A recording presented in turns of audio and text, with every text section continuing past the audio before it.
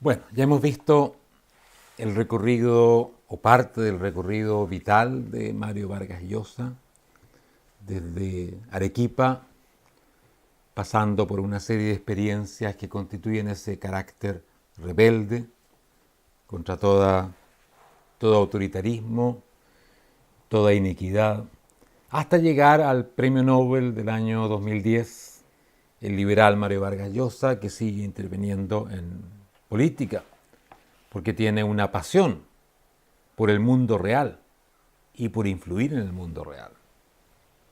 Lo que quiero hacer ahora es simplemente un repaso de cosas que se tomaron durante el relato biográfico, pero ya sacándolos del contexto biográfico y pensando más en el contenido mismo, la forma de ser liberal de Mario Vargas Llosa.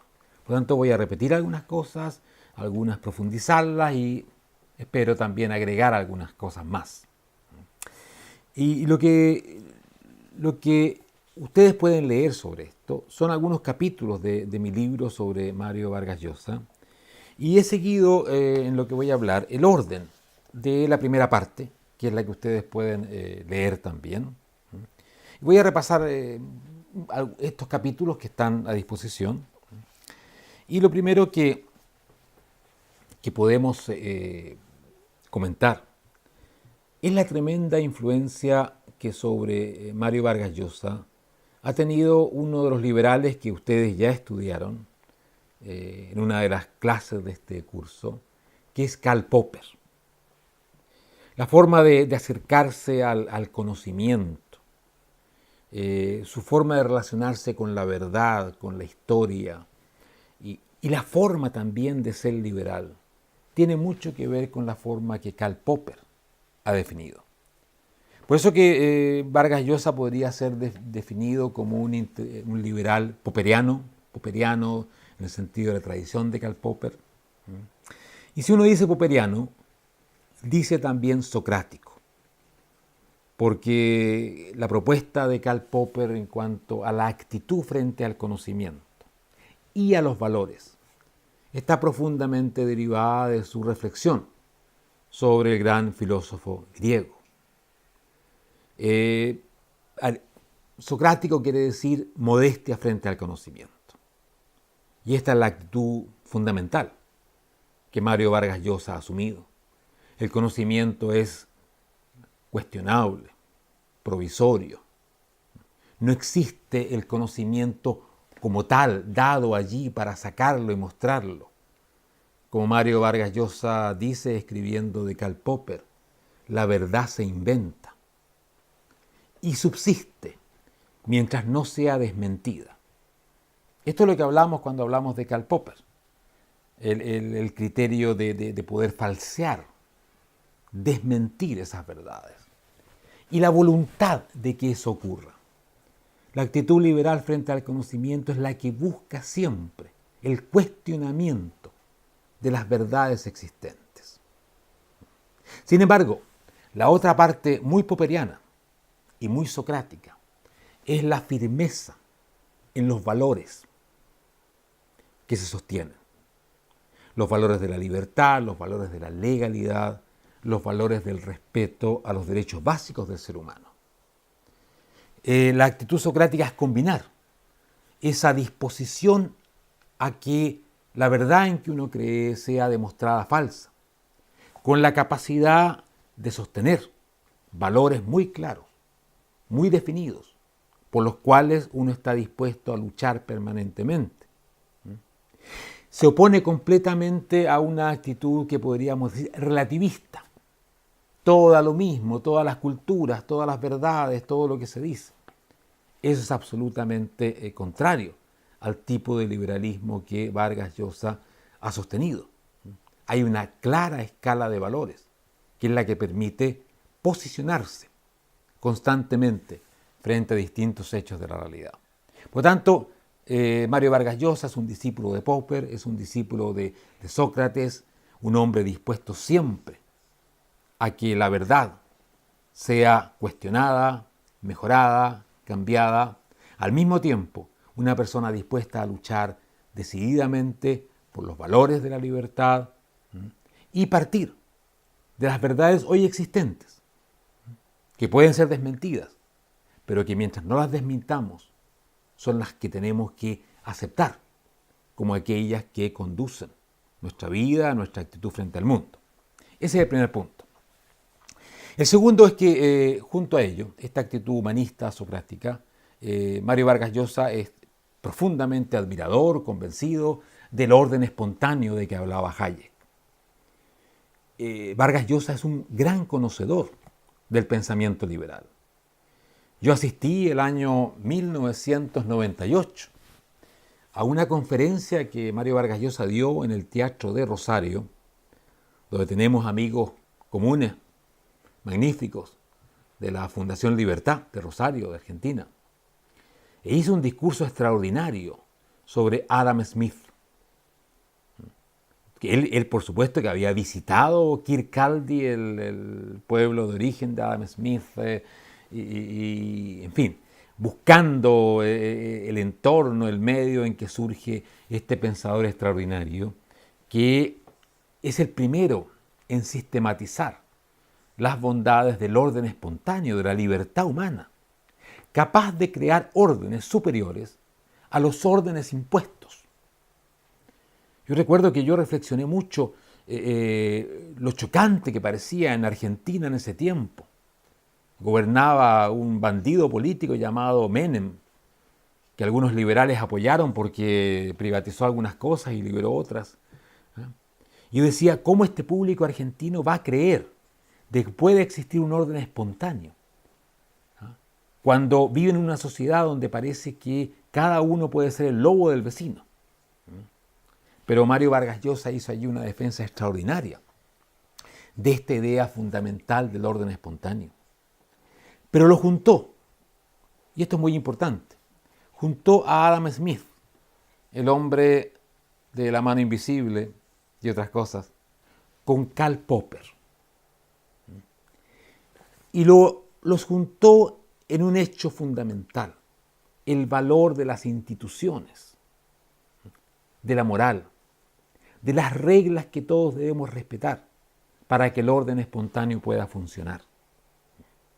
En ese sentido, Mario Vargas Llosa partió tanto de Adam Smith, economista, como de Adam Smith, filósofo moral, recalcando que sin ese marco de instituciones, de ideas, de valores, no puede existir eso que llamamos una economía libre.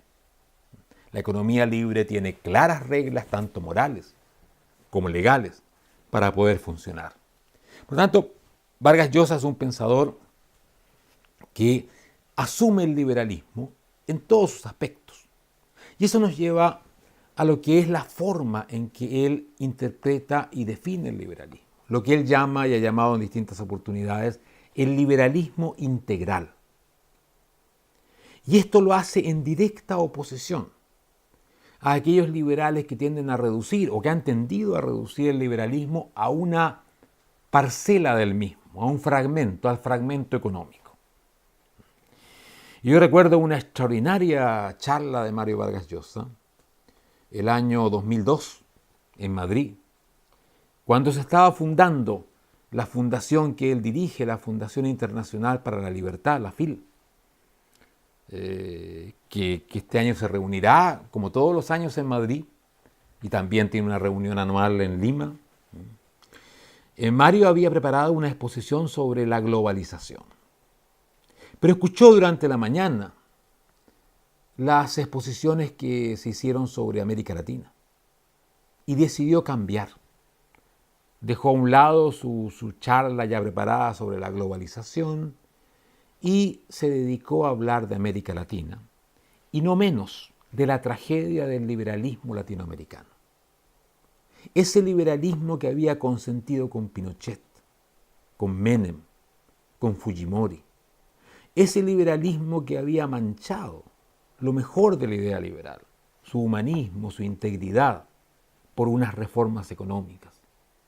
Y habló de una manera absolutamente descarnada del daño que se le había hecho. Incluso llegó a decir que se le había hecho más daño que el que los marxistas podían hacer, cuando se habían comprometido las ideas fundamentales de la libertad, cerrando los ojos frente al uso de métodos bárbaros para imponer la libertad.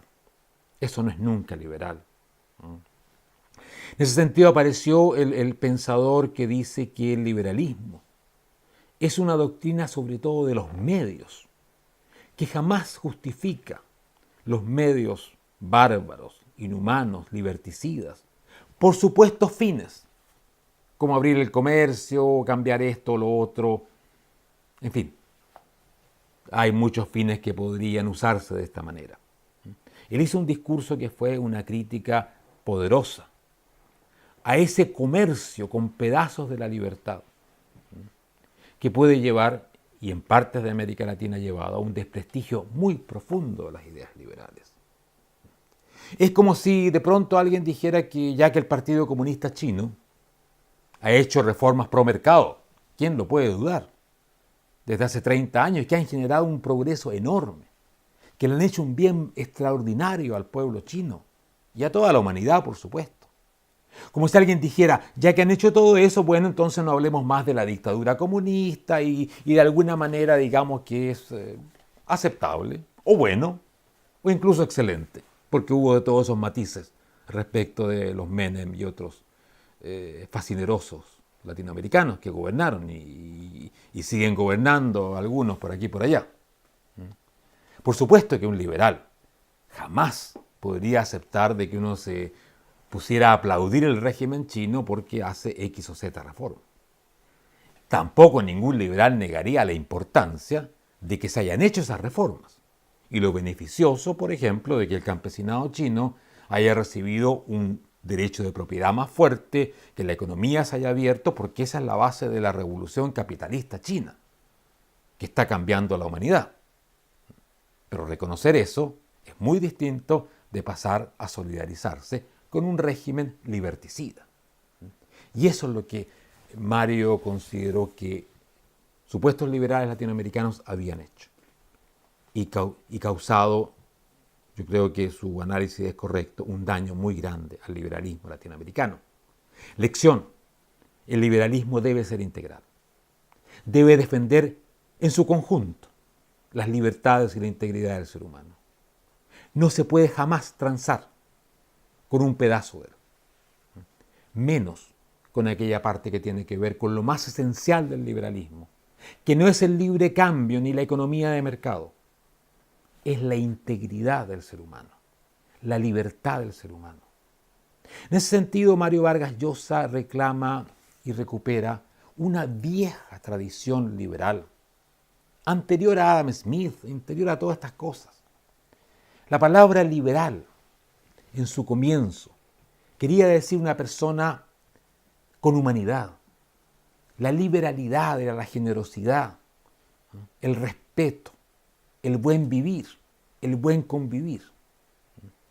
Ese es el liberalismo que Mario Vargas Llosa ha rescatado y que pone delante de este tipo de economismo o reducción del liberalismo a un mecanismo económico o a una política económica. Por lo tanto, Mario Vargas Llosa es un liberal que parte de la cultura, de la integridad, del respeto a los derechos fundamentales del ser humano y que no está dispuesto a que se claudique especialmente con esas partes esenciales, porque ese es el corazón del liberalismo, para poder recibir políticas económicas o de otro tipo que se consideren liberales. Yo creo que esto es esencial para entender el drama del liberalismo latinoamericano, los problemas que ha tenido, por qué en muchos países todavía la palabra liberal es prácticamente un insulto.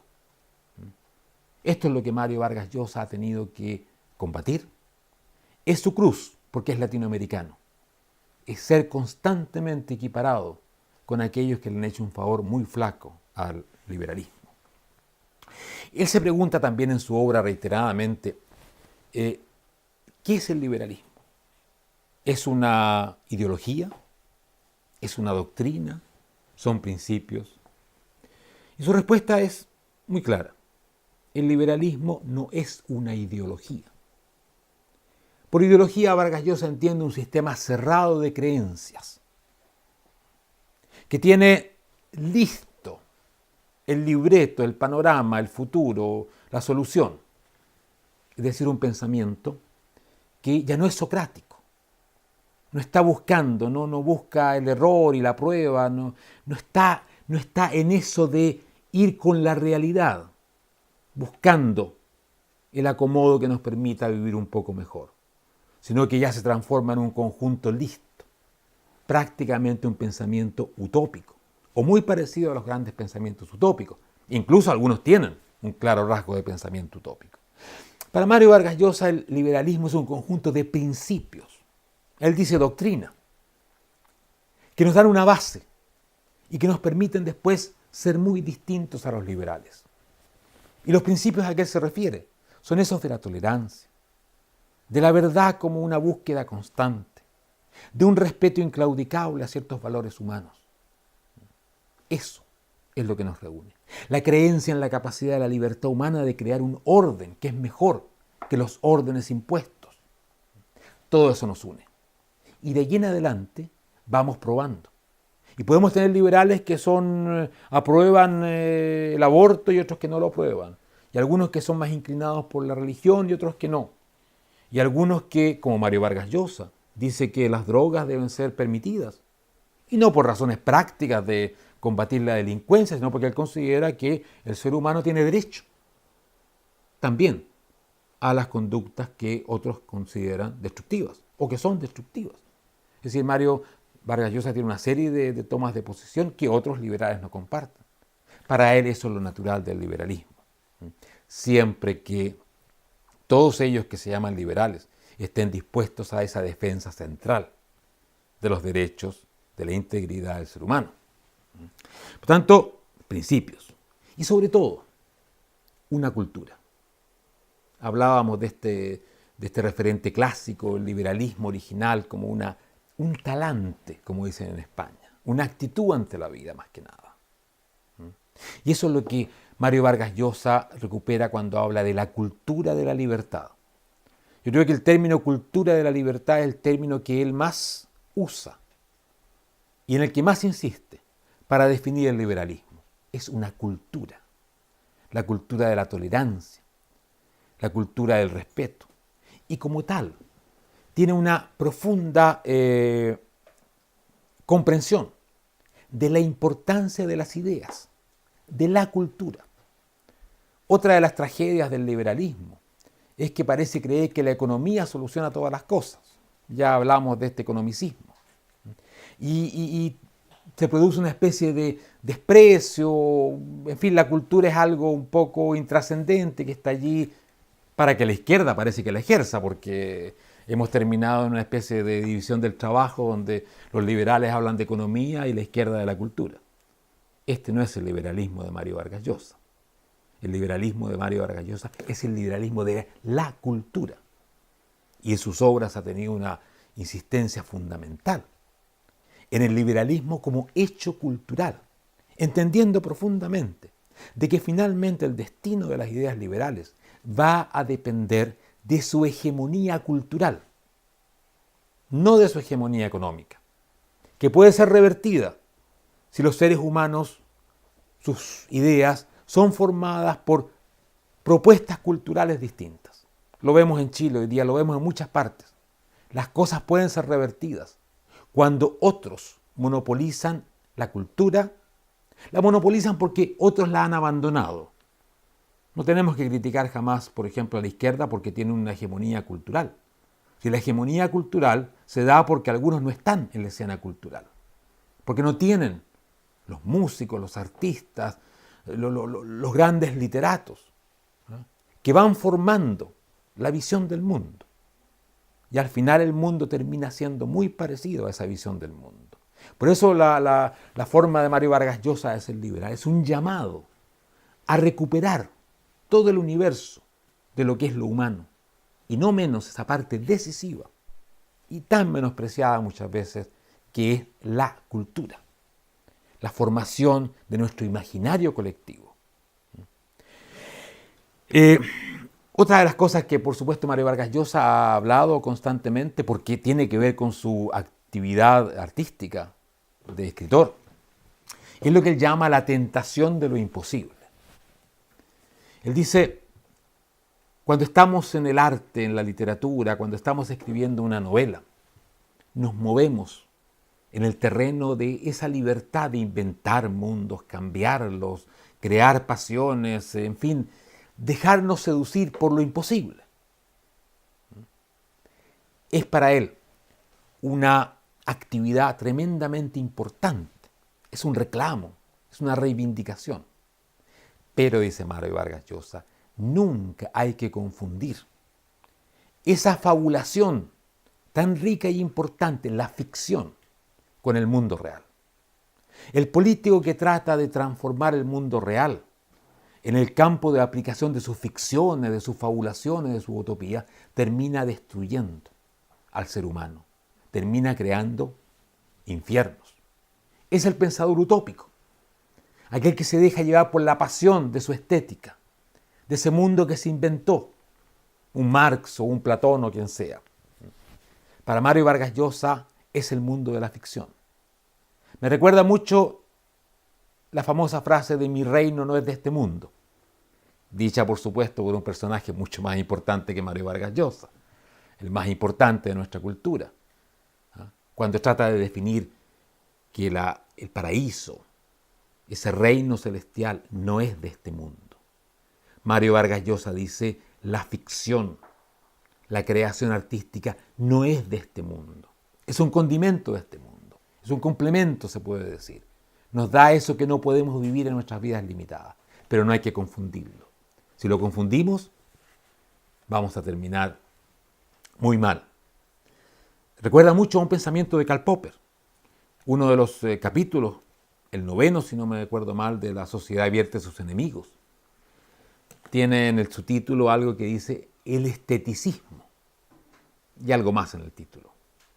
Y habla justamente de esta concepción del político artista.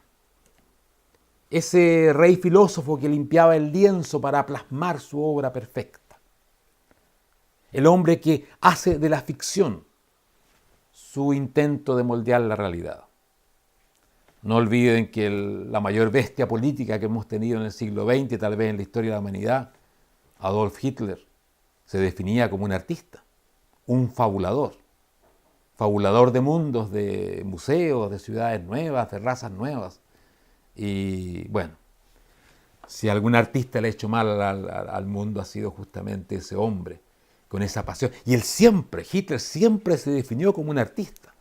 Es algo extraordinario, incluso sus últimos años. Él había sido político por las circunstancias, porque encontró que tenía un deber suyo, en fin, reivindicar a Alemania, etc. Pero su vocación, su pasión, fue ese arquitecto que nunca pudo serlo, porque no lo aceptaron en la escuela de arquitectura. Por lo tanto, hay una reflexión muy interesante, y Vargas Llosa ha pensado mucho en eso, y en el peligro de la tentación de lo imposible. La literatura, la ficción, la utopía, toda la idea de inventar una realidad fabulada por un Karl Marx o un filósofo o quien sea. También, por supuesto, que el realismo liberal, porque esto es hablar del realismo, que acepta el mal como un condimento necesario porque está en nosotros, que no quiere eliminarlo porque sería cercenar al ser humano, limitarlo, mantenerlo bajo control, ojalá usarlo para cosas buenas, si se puede. Nos lleva un poco al razonamiento de Adam Smith, esto de que incluso nuestro interés propio podemos usarlo, se puede usar, y puede ser incluso la herramienta más fuerte del desarrollo. Esta idea de que no podemos eliminar aquella parte oscura del ser humano es muy importante, es un realismo. Algunos dicen que es un fatalismo, un pesimismo. Sin embargo, Vargas Llosa ha insistido muchísimo en que es todo lo contrario. Ser realista es lo que nos permite mejorar ese poco que podemos mejorar. Y ese poco es muy importante. El liberalismo es una especie de pequeña utopía sobre el hoy, el aquí y el ahora, que nos dice, mira, esto podemos mejorarlo. Podemos tener más libertad, más respeto al ser humano. Por lo tanto, Vargas Llosa tiene un discurso profundamente optimista. Más aún, él llega a citar en algún momento una frase de un famoso liberal, Hayek, creo que es el citado, que dice, el optimismo es un deber, porque siempre frente a la realidad imperfecta podemos y debemos esforzarnos por perfeccionarla un poco más, sin dar el salto a lo imposible, pero siempre. O sea, nunca un liberal puede resignarse a vivir el mundo como es, pero tampoco puede caer en la tentación de inventar un mundo totalmente distinto a aquel que hemos tenido a la medida de lo que somos, seres humanos. Después, en el texto que ustedes van a leer, hay 2 capítulos muy inspirados en el autor que ya mencioné, Albert Camus, autor que ha sido central para el desarrollo intelectual de Mario Vargas Llosa. Mario Vargas Llosa entró en el mundo de las ideas, etc., cuando en Francia se desarrollaba el gran debate, el más grande de los debates franceses de la posguerra por lo menos, que tenía 2 actores extraordinarios, Jean-Paul Sartre y Albert Camus. Y Mario Vargas Llosa escribió mucho sobre esto. Creo que está volviendo a Camus incluso, algo leí sobre eso, porque es uno de esos autores que son centrales en su vida intelectual, en su desarrollo. Cuando él entra a leer sobre estas polémicas, él cuenta cómo él en Perú se enteraba de esta gran discusión y cómo con la ayuda de su profesora de francés trataba de enterarse de esto. Y años después logró meterse un poco más ya sabiendo la lengua francesa y leyendo traducciones o lo que sea. Se entera de un debate allí entre la posición de Sartre, el procomunista, pero un procomunista que reconoce las brutalidades del comunismo. Sartre no niega el estalinismo, todo lo que significa de brutal, de totalitario. Pero él dice, esta es la historia que nos ha tocado vivir, es el predicamento existencialista en nuestra existencia. Usa una famosa metáfora, estamos nadando en una piscina de agua ensangrentada y sucia, pero allí estamos y tenemos que nadar con esa agua. Pero lo importante de Sartre es nadar con la historia, con la Unión Soviética, con el Partido Comunista, con el marxismo, porque ese es el sentido del progreso. Y aunque el progreso signifique brutalidad y opresión también, eso es muy distinto de la opresión reaccionaria, fascista o conservadora. Es el famoso discurso de las 2 brutalidades. La justificable a nombre de la historia y del fin, hacia el cual estaría caminando, Stalin, Pol Pot, quien sea, y la opresión reaccionaria que va en el sentido contrario de la historia. Esta es la reflexión de Sartre. Es poderosa. Poderosa porque no es mentirosa, cínica como era la de los comunistas militantes. Ayer y hoy día, sin duda. Negando, diciendo que no pasó nada, en fin, escondiendo, hasta que aparece Khrushchev y les dice, no, si los millones de muertos fueron millones de muertos. Y todavía parece que no se lo creen de verdad, porque poco han dicho de eso. O como en Cuba, que todavía siguen diciendo que no pasa nada, y mañana, bueno, aparecerá un Khrushchev cubano y dirá, mira, no, aquí están los perseguidos, los muertos. Pero en fin, Sartre no era eso, por lo tanto era intelectualmente importante. ¿Qué dice Camus? Camus dice, bajo ninguna circunstancia, bajo ningún pretexto, sea nombre de la historia, la razón, la filosofía, cualquier fin que se ponga, no puede jamás justificar los medios brutales. Esta es una reflexión para Camus sumamente profunda. Proviene ya de otro contexto. Camus es un líder de la resistencia francesa contra el nazismo. No es un pacifista en absoluto, no. Él considera que hay que luchar y morir y también matar en ciertas circunstancias. Pero hay un momento donde él escribe un importante artículo en el Diario de la Resistencia. Ya está terminando la guerra, el nazismo está derrotado fundamentalmente. Y viene el hecho del castigo. ¿Qué hacemos con los colaboradores, con los nazis, con todo esto? ¿Cómo los tratamos? Y Camus tiene un texto extraordinario donde dice, vivimos en un mundo indigno, pero debemos vivirlo con dignidad. Si perdemos la dignidad, perdemos todo. Y es un llamado a sus camaradas de la resistencia a no embrutecerse, no ejercer la venganza en una forma que terminaría convirtiendo también a la resistencia en una especie de copia del nazismo, la brutalidad del otro lado. Lo que ha sido el comunismo respecto del nazismo, dos brutalidades se pueden combatir, pero son igualmente brutales. Esto que Camus dice en ese momento crítico es la base de su respuesta a Sartre. Es la moral de los límites de que él habla. La moral del rebelde, el que siempre lucha contra esa injusticia, contra esa brutalización del ser humano, que pone ciertos valores como aquel límite que ningún fin, ningún principio, ninguna idea te puede llevar a sobrepasar. Mario Vargas Llosa ha vuelto a estas ideas constantemente. Volvió a estas ideas muy importantemente cuando aparece Sendero Luminoso en Perú. Y él ve cómo en su país surge una violencia terrible, a nombre del fin maravilloso y que el fin justifica los medios, etc. Y en ese momento, él recuerda, me cae en las manos El hombre rebelde de Camus. Obra que había leído alguna vez, dice, pero que no entendí nada. Y empieza a descubrir el gran pensador de la resistencia, el gran pensador de la rebeldía, del no. Camus es famoso por ese no a cualquier opresión, ese no absoluto del rebelde.